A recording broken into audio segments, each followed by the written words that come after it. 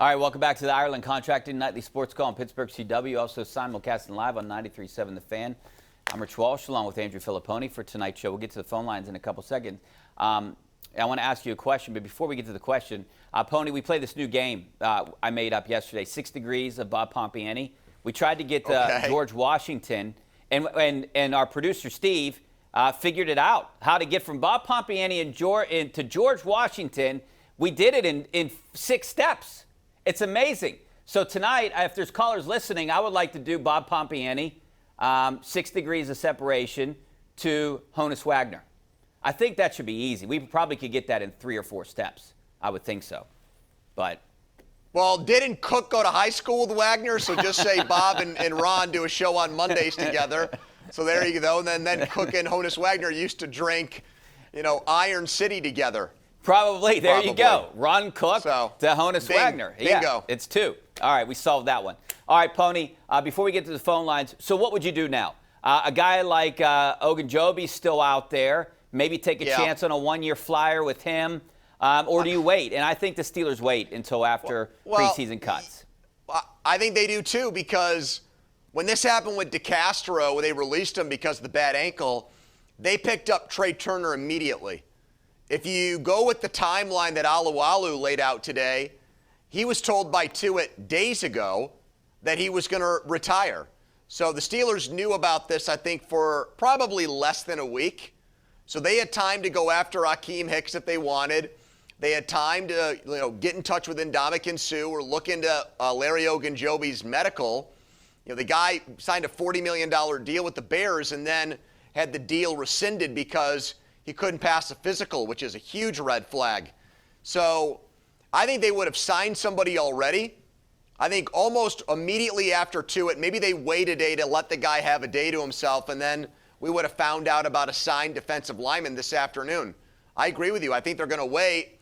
But the mistake for me was not doing something earlier in the offseason when you could have gone after Calais Campbell or gone after Hicks and brought those guys in. And then if Tuitt returned, then great. You've got too many defensive linemen. Last year you didn't have enough. You should try to stock up a surplus when you were the worst run defense in the NFL last year. All right, they were missing a couple guys. I mean, it would help. Well, now they're missing one of those guys again. And Stephon Tuitt. They're missing one of those guys again. But they should be a little bit better. Let's go out to Vic and McKeesport. How you doing, Vic? Hey, how y'all doing? Good. Y'all got me going everywhere. But let's go back to the run stopping from last year. It wasn't the defensive line. It was the linebackers who was horrible. Not T.J. Watts, not the number 56, but the inside linebackers was terrible. Bush will be better. Everybody jumped on him about his ACL and all of that. It takes a year or two to get 100% again, and he's more confident, and he's going to be better. And the other guy, they picked. Well, then how long is it going to take Alualu to get better then? Because he's coming off a major injury. Well, be honest with you, he's older. He's in his 30s. That's a different story. Bush was still in his 20s. So it's easier to come back from a major injury in your 30s than in your 20s? No, you didn't listen. I said it's harder in your 30s than your 20s. Well, then they're in trouble with Alualu then. No, they got other players. I wouldn't even be going with him. He would be a backup, if even that. He ain't got it no more. To who? He ain't got it no more. He's more or less done than me.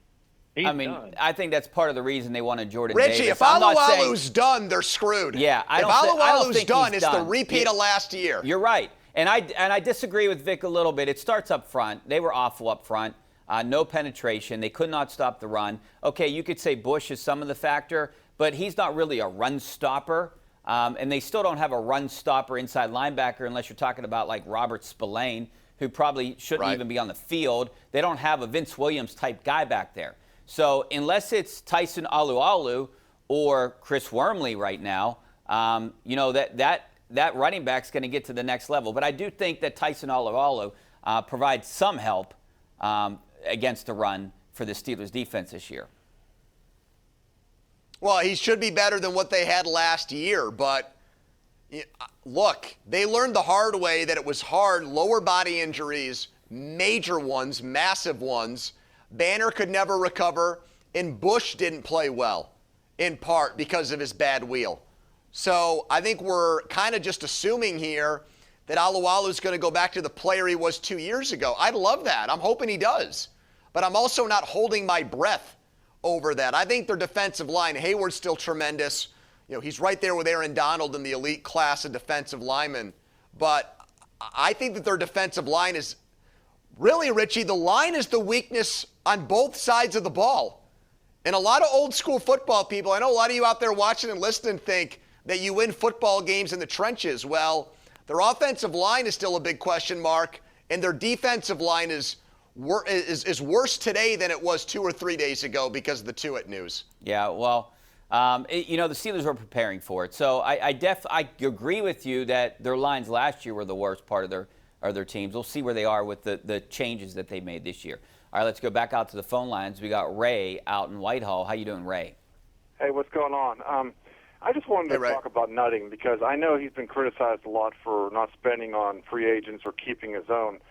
But when I look at the fact that some of these other guys are going to other teams and doing well, like Jameson Tyone, Tyler Glasnow, Clay Holmes, that tells me that he's probably not paying the minor league coaches, player development, and roving minor league instructors enough. Apparently, the scouts are getting it right with the selections, but when they get into the system, it's not working out. And I'm seeing like Castillo, Stawinski, and the guy for the other Marcano. They're playing well, but they were developed in other organizations. And I just think that the player development is probably financially related. Ray, I think Nutting's cheap all around, and I looked it up yesterday. 13 of the 15 lowest payrolls in Major League Baseball are under 500. Definitely money equates winning. I don't care what you want to say. You need to spend to get wins because 11 of the top 15 highest payrolls are over 500. So to me, that's very telling right there. So maybe they don't have great coaches, but now you have Ben Cherington in here who kind of overhauled everything. So let's give him a chance. If 2024 is a bust, then I don't know where fans go from there.